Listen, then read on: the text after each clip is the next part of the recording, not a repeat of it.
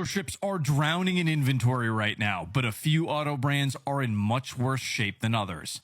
According to a recent report from Cox Automotive, the industry as a whole is sitting at a 76 days supply in the United States, which it isn't all that bad when you figure a 70-day supply is considered like optimal or normal. But Jeep, Ram, Jaguar, and Alfa Romeo are more than double that. Dodge isn't far behind. They're also overstocked, currently sitting at 151-day supply. These automakers, they could almost shut down production completely for the rest of the year and be okay, which is sort of wild. Lincoln is at 144 days supply, Chrysler's at 143, Infinity's at 127, Volvo at 121, and Mitsubishi is at 115. These are the brands that you'll most likely see pushing massive incentives and offers in order to try and get that inventory that nobody's buying and to move. On the flip side, Toyota has just a 30-day supply. Lexus is at 45, Honda's at 46. I'll put the whole list up right now for you guys to check out. But just remember, when you're wondering how Toyotas or Hondas are still showing up with high price markups or dealer adjustment, this is why. Supply and demand. Stellantis really said, let's make cars nobody can afford. And here we are. Jeep, Ram, and Dodge all drowning in inventory. But sure, keep those prices high, guys. That's definitely working out great for you. Car prices are changing again, but not in the way that the dealerships want you to notice. So far in January of 2026, we're seeing some really interesting things in the car market. As of right now, manufacturers are slowly rolling out discounts, incentives, lower APRs. The thing is that they're not doing that because, wow, prices are going down. They're doing that because buyers are slowing down. As of 2026, the first quarter of this year versus the last quarter of last year, the amount of new car purchases has gone down dramatically. Same thing with used car purchases. The demand for EVs has significantly gone down with the new EV credits going away. And on top of that, APRs, while they're going down, are still a little bit higher than most people would expect. And lastly, manufacturers are sitting on inventory that they didn't expect to be sitting on for this long. So if you're looking to buy a car within the next few weeks, a few months, this might be your time. With prices going down and incentives going up, your price or payment might be lower than what you would have expected originally. If you're looking to lease or buy a car, comment the word lease down below and we'll make your process super easy. Bro really said manufacturers sitting on inventory longer than expected. Yeah, because they ignored basic economics and overproduced expensive cars.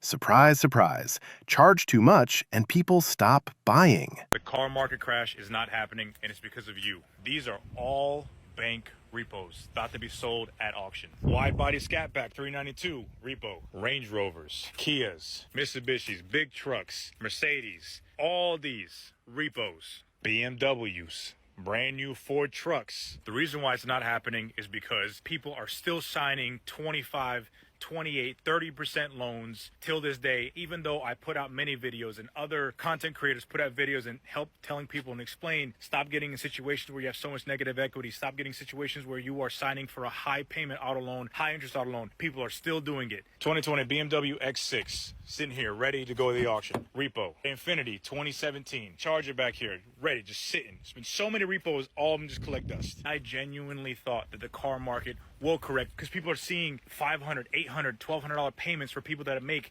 $2,000, $3,000 a month. That's not sustainable. So you figure what I'm seeing as a car dealer and trying to educate people to help them from getting into a financial situation that could distress them for years to come, that they would stop and think like, oh, I'm not going to get that. I'm going to go ahead and buy something that's affordable. But unfortunately, no. People are still trying to get Mercedes and Audis and Beamers at 30% interest rate, 25% interest rate. I have $10,000, $15,000 in negative equity. How can I get into a newer car? You shouldn't. Pay that car off. Wait till you get to a better financial situation or better credit situation. Then buy something new. Or wait for the market to correct. I've been featured in so many news articles because it's outrageous and outlandish to hear people paying $1,000, $1,200, $1,500 a month for a 3 or 4 year old car. Unfortunately, repossessions are staying up because people are still buying cars with high interest loans and high payments and not budgeting correctly and not thinking about the future. This is actually a really important perspective that people don't want to hear. Yeah, dealerships and salespeople are there to sell cars. That's literally their job. But at the end of the day, you are the ones signing those documents. Nobody's forcing you to agree to a $1,200 monthly payment when you only make $3,000 a month. He's right when he says blaming dealerships is like blaming someone for breathing air.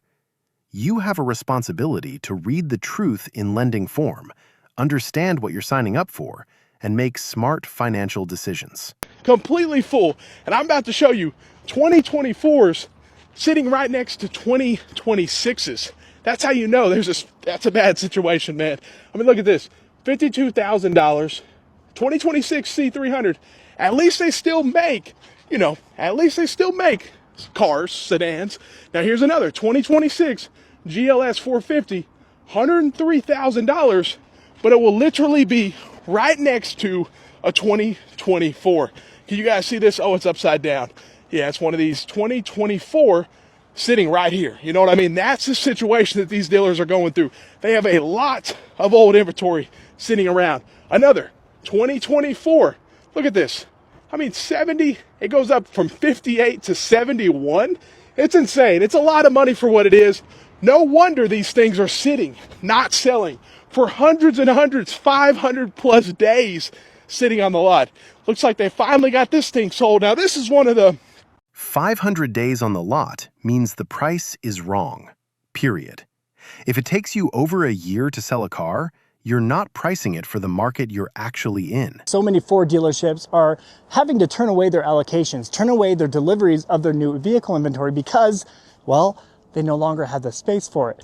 $107,235 for this 2026 Ford F-350 Platinum. 0% over 60 months. That's becoming a regular occurrence on F-150s to try to move some of this inventory. $55,467. And well, there you go. There's your insult to injury there. $48,000, $48,000, $58,000, $59,000, and $49,000. They tricked you into paying a markup. Many people overpaid. So now they're upside down on their loans, and they got to a position where they just can't justify making that monthly payment. Dealerships refusing new inventory deliveries because their lots are full?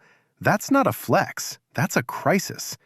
The market correction is happening whether they're ready or not. GX550 here with about 87.8% of these still on the lot from 2025. There is a lot of inventory to pick from. You can get a lot of these Lexus vehicles, the GX550, and it's a lot of dollars. It's a lot of money, and you get 3-row, you get all kinds of greatness. But unfortunately, there have been some troubles with that 3.4-liter V6, the V35A. This, in fact, is one of those vehicles that I love. I've definitely wanted to own, and I'm going to wait till Toyota actually fixes some of the problems. But there are some opportunities to get a smoking deal on these with 87.8% of these around on the lot yet for 25. There's clearly some strong incentives. There's going to be some motivations for the dealers to move these down the road. Lexus, beautiful brand, beautiful vehicles, definitely for the win. And this one here is the worst on the list right now for 2025. It's an expensive electric car. That's right, BMW i4 is one of those that's sitting with a ton of these. 89.2% of these on the lot still currently for 2025 model years means that at $70,000 and up, it's a pricey vehicle. And yet, what we're starting to see is the EV market starting to soften and slide, and this is just proof. I mean, even with the great detailing, you get nice flares here, you get red calipers,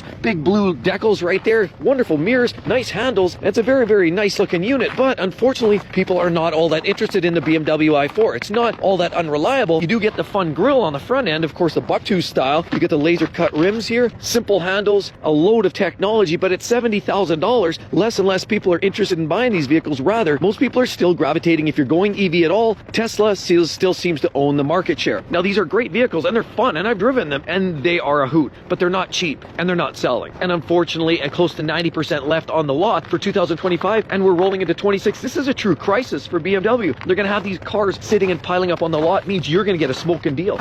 He's being diplomatic, calling it opportunities and smoking deals. But what he's really showing is a complete market failure. Two premium brands with close to 90% of their inventory unsold heading into a new model year. That's a disaster. Close to 90% still on the lot means if you've got cash and really want one of these, you're about to get an insane deal.